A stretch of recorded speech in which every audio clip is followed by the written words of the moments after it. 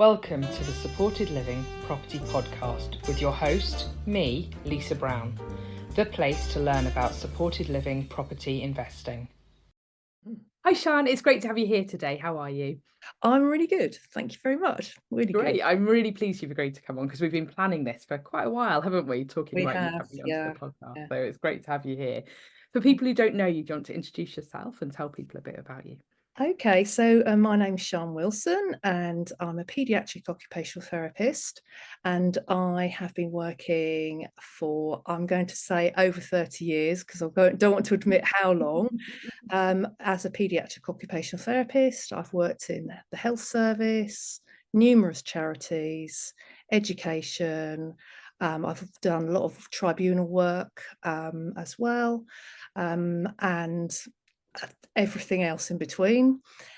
I've Huge also amount of experience a there. Yeah. huge amount of experience, and I've worked mostly with sort of general pediatrics in my early years, and then in about sort of like 2000, I did a very big research project for 2 years on the gaps in services for children with autism. And that's where things just started for me in sort of like the realm of autism, and that's my clinical specialism ever since. And I've always worked in sensory integration as well. So I was trained in sensory integration at pretty much almost straight after I qualified. So I'm going to stop you there because I know there's two things that you've mentioned that people listening might be going, I'm not quite sure what that is. So the first one is occupational therapist. I think it's really important to clarify what an occupational therapist actually is. Thanks for that question. I'm asked this all the time, and after over 30 years, I still find it difficult to give a concise answer. So when we think of occupational therapists, we think of occupation, and that could be absolutely anything that you do in your life. So any occupation, we break it down into self-care, productivity, and leisure. So productivity is anything to do. When we talk about children, we talk about, handwriting, their play skills, anything like that. Leisure, I think that's self-explanatory, and self-care is absolutely anything that you do on a day-to-day level. And we think of any children. I've worked with preterm babies up until sort of like 18 plus. So any kind of disability, for any reason, you would need to perhaps support in many different ways to become more independent in what either the child themselves, or to actually skill up the parents or teachers to enable them to develop a more independence with the child or young person. So it could be anything, and there's lots of different ways therapeutically you can do that. Such an important role, isn't it? And it's so overlooked, I think, in a lot of places, So, yeah. You, Go on. no, So it's right. You talked about sensory integration as well, sensory didn't you? integration, yeah. And again, that's going to be something people are going to be going, what is that? So sensory is just everything that we feel, our smell, our taste, our movement sense, our tactile sense, our visual sense, our auditory sense. And we also talk about interoception. So that's your internal senses as well. So, that could be sort of your feeling of needing to go to the toilet. It could be sort of like your feeling of anxiety, all of those sort of internal feelings as well. So sensory is a big thing, and we know for when we talk about students and children on the autistic spectrum, that there's quite clear sort of profiles of sensory difficulties that can affect their functional skills, and also it's part of the diagnostic criteria as well. So it's a huge area which often is overlooked, but it could be the difference between being able to function independently and not. So it's really important, and every single student and every child is completely different. There are specific profiles for students on the autistic spectrum, often tactile defensivity, and so they're very sensitive to touch and maybe very sensitive to sound. and perhaps not so sensitive to movement. So you see lots of more movement. So there's lots of different profiles, and also some very strong strengths as well, often a visual strength. So, you know, really important to think of that as part of day-to-day living. Fantastic. Thank you for explaining that. Now, we obviously connected over property rather than before I knew about your background. Oh, no. So, Yeah. so how are you in the property world? How's that happened? Okay, well, it's a really interesting story, actually. I mean, I've always loved, my passion is occupational therapy, as you can tell. Once you get started, I will just ramble on. But it's not a great profession for, you know, thinking about your retirement and, you know, your financially. So I was looking for a way of sort of like another income. And I was just by chance, a friend of mine said, "Oh, do you want to be a +1 on a property training?" And I said, "Yes." And I stepped into that and just thought, that's it, I'm in my comfort zone. Because one of the cornerstones of occupational therapy is environment and an environmental adaptation. And that's something I've been very strongly involved in for decades. So it's just like, oh, wow. And coming through into sort of like lots of training in property, I didn't realise that that supported living was a thing. It didn't connect, but actually the two sides of sort of are coming together really. It's an amazing sort of a coordination of occupational therapy and property, and you know, the bit in the middle, the kind of understanding, and actually being able to support people in real life homes in a bigger way, in adapting the actual property and actually thinking about the property from first principles is something really exciting. And I think there's a very big need. Since I've started researching this area, there's a huge gap that people are, you know, very you know, perhaps not aware of some of the needs. Some people really are, but I'm not certain at the moment about the investor side, how they really understand the kind of the specific property needs of children, young people, and families, and obviously adults on the autistic spectrum, because it's absolutely huge spectrum, and we have to really think about that. So I think we're seeing so many people jumping into supported living property, aren't we, at the moment, from the property side, you know, in the property Facebook groups. It seems to be, you know, I've written about this recently, but it does seem to be a bit of a buzzword. Everyone's like, oh, it's really exciting. And people who followed me on the podcast right from the beginning will know it certainly wasn't like that a few years ago.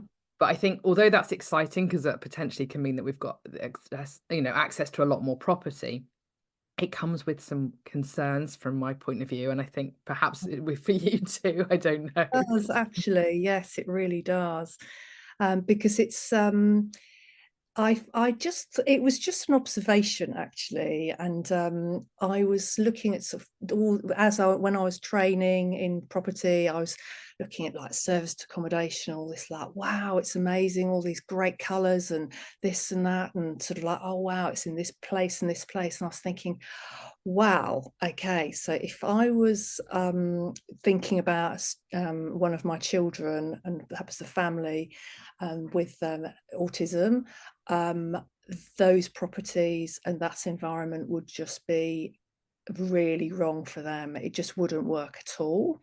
And we have to really consider that what's right for some people, you know, sort of perhaps the neurotypical, if you'd say, you know, think about some neurodiversity. It's a very, very, very different sort of consideration, and we need to be really sensitive to that. And we need to be very flexible and dynamic. So it's not one size fits all. We can't just paintbrush and have a package to say this is a great color scheme and we'll do this for everybody, because it just doesn't really work. You can't just go, okay, right, fine, this is a property for people with autism, therefore we're going to do A, B, C. You can't, that doesn't work. It's not a rinse and repeat. No. Which is a very different way of thinking about property for investors, actually. So that was just a sort of like an observation that I sort of like was considering sort of from early on, really. So that's yes. And I think that it's trying to think about, as you say, it's not a rinse and repeat. With supported living, very much it's needs led, isn't it? It's very much like, this is person, this is Johnny needs a property. What does Johnny need within that property? And that can be a frustration for some people when they're looking at supported living, can't it? Yeah, absolutely. I think the most important thing is just really talking to people, collaborating, and really understanding, being aware of every, of all the nuances, because it could be something so tiny. And perhaps I'll give you some examples. Yeah, please. I won't give details of names, obviously, but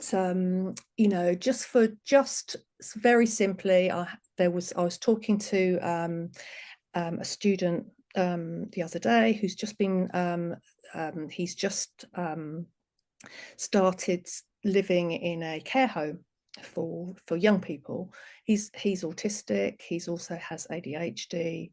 And one of the first things he said to me was the care home was really understanding of his uniqueness. And the other thing he said, and this is very small, he said they understood that sleep was really important for him, and it was really difficult for him. And they put little LED lights around his bed. And he said he was able to sleep for the first time because he felt really comfortable. It's tiny. Okay. What, so like LED fairy lights kind of thing? LED fairy lights. Right. Okay. Wow. It's tiny. Okay. Yeah. Yeah. And one of those little, that's just a little tiny environmental adaptation. And I think that one tiny thing made a massive difference. And that sort of like awareness of his needs was really, really important. So just that. It could be something a little bit more, it could be huge. It could, or just overlook something very simple, such as a bath tray. Could be, they have that bumpy bath trays, like the texture on them. The texture of the bath tray could be bumpy, and that could trigger a tactile overload for somebody with sort of like very, very sort of heightened tactile sensitivity on their feet. So you think, oh, okay, I didn't even think that. Why aren't they wanting to go and have a shower? It could be as simple as that. That's a very simple thing to change. Yeah. Okay, so that's really, because I think people assume they're great big scary things that, when you're talking about these adaptations, they're going to cost you thousands and thousands to do. So it's some of these can be really, really little micro changes within a property that's going to help. And it also, I think it's not just the property itself, it's very much thinking about location of property. What would you say about location? Well, I think again, it's absolutely unique. It could be that somebody that's very severely autistic, they might need to have a property quite remote, so it's very, very quiet, and there's absolutely no sort of unusual sounds. For example, I'll have an example of a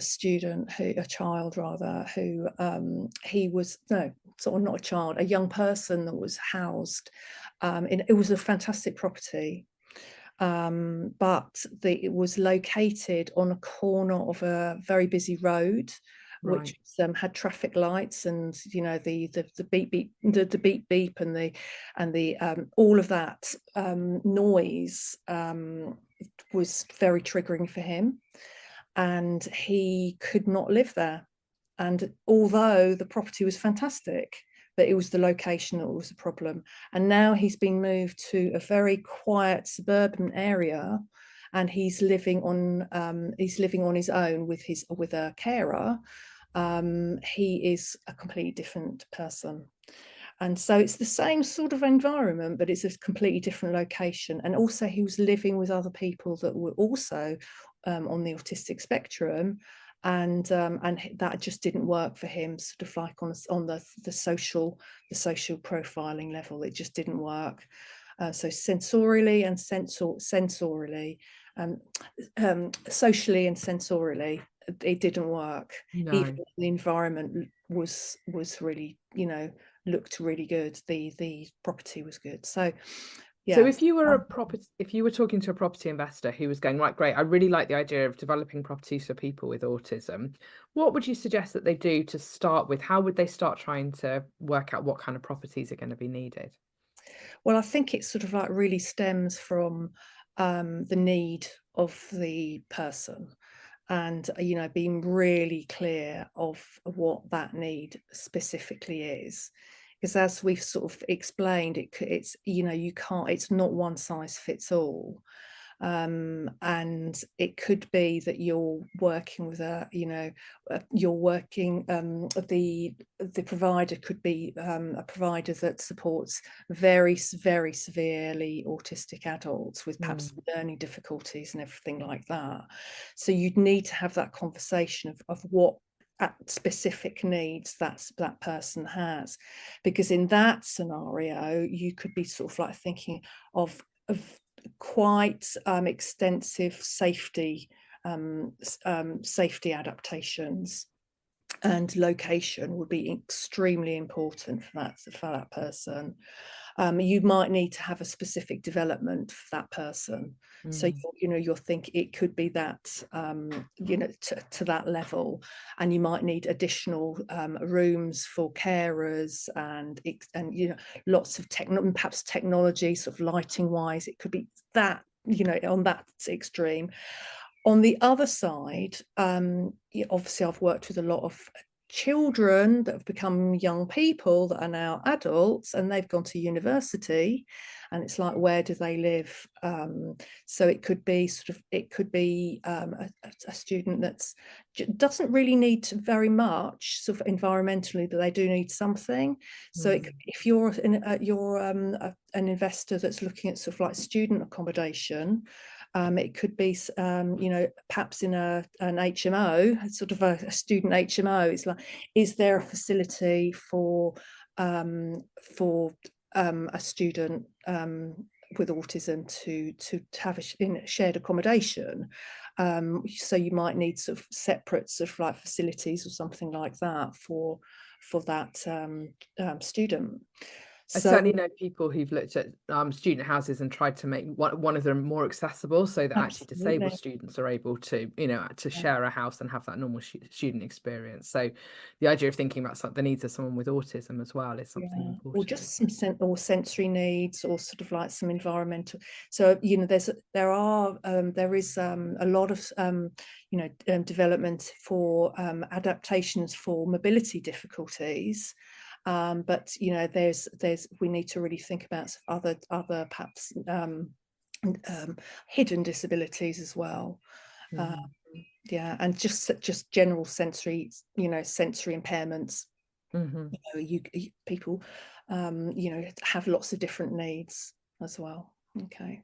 So it's about trying to understand, building that relationship with the providers, understanding who they need properties for, and then trying to actually do something that's going to work for that person, and it being quite bespoke, isn't it, really, with what you're talking about for some people. I know I'm certainly working on a couple of developments like that at the moment for people with some really quite complicated needs, and trying to find, and we can't find anything in the areas that are needed, so it is a matter of us having to go, okay, what can we do from the ground up? And that's what we're looking at doing at the moment, to try and come up with some alternate solutions, because there isn't necessarily the right property that you can shoehorn somebody into. That's not going to work for some of these people. But it's not always that it's such high needs, is it? Like you're saying, it's more about just being considered, and actually that shared houses still work. It's just maybe you need to be thinking about different things within that shared house. Yeah, it really is. What other things have you seen that have worked really well that people could be thinking about, bits and pieces that you think could people could consider? You really think about space, furniture, the outside space as well. You think about, what is your home? What do you need in your home? And you need that home to be a safe space. So you have to sort of, I think you have to think about, you know, what that safe space will look like. And maybe having a safe space within the home that's perhaps not your bedroom or your bathroom or whatever it is. You need to, you know, just have a think about those kind of areas and what safety might look like for that particular child. It could be that they need more of a sort of darkened space, more a smaller, comfortable space. You can use tents and things like that anyway. But you know, a lot of the children I work with, they need a movement as a self-regulator, and it's like where and how they're going to have that. I mean, swings, you know, have you got an outdoor space for swings? Have you got an indoor space for that kind of movement regulation? You know, so I think bigger spaces, very clear spaces, and very organized spaces, you know, storage is really important. I think if you think visually, if you've one of the very, very important things is to have a calm visual space. So you need things put away, labeled, organized, you know, so that you've got plenty of space to understand your routine and keep to a routine, keep spaces clear. That's really important as well. And you know, as the you know, you need a social space that's kind of a structured social space as well, because you know, you need friends and family to be sort of connected together, and you know, it needs to be an inclusive space as well. So but you need perhaps a breakout space. Or I mean, I'll give you another example. I have a student, I did, you know, when I was going to their home, they have visually they need a big fish tank, you know, to sort of calming fish tank, and a big space of it's just actually a corridor for her stimming. So that's how she needs that space for stimming. I think I mentioned earlier about the texture of the bath tray. You know, you think just think about all the furnishings and what they feel like and look like, you know, just the sofas, the edges, carpets, think about colour. I'm always into sort of thinking about sort of space, you know, visual perception, and think about steps and how they look. Do they blend in? Can you see the steps? How many are there? What's the levels of the steps? I mean, as somebody that has some very severe perhaps movement or vestibular difficulties could find steps really, really difficult to negotiate. So just sort of think about sort of internal steps as well, because a lot of properties I see they have internal steps, you know, perhaps down to the kitchen and things like that. And it's, you know, that's kind of a lot of the students I've worked with and children that I've worked with have a lot of motor coordination difficulties as well. You know, it's very, very common that the sensory affects motor. That is often the case.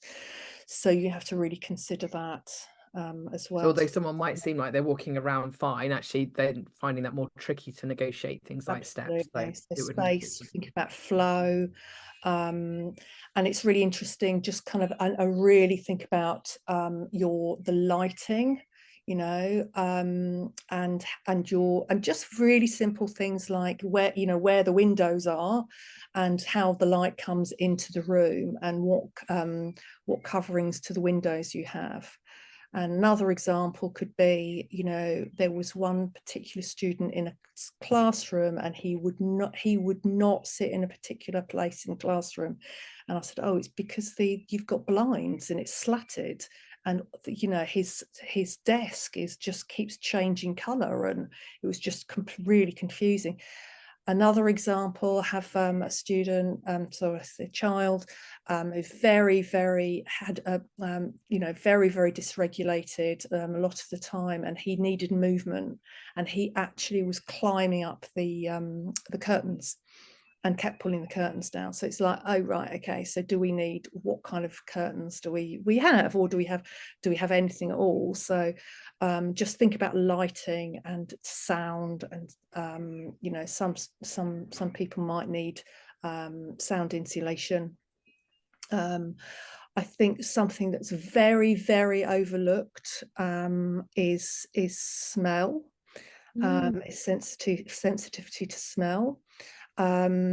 We have a lot of students with smell and taste sensitivity, and a lot of oral difficulties too. So it could be you go into a house and you think, oh, there's a smell to every house, and if you've got a smell sensitivity, it might be quite disgusting, or it might be amazing. You don't know. And you think about co-living, or if you're cooking together, that could be a real problem. Of course, yeah. And eating together is a problem. It's like, how, so you might need to have separate eating and cooking facilities if you're thinking about a sort of a larger co-living, and that's a huge area. And in schools, we need to have separate eating areas, because not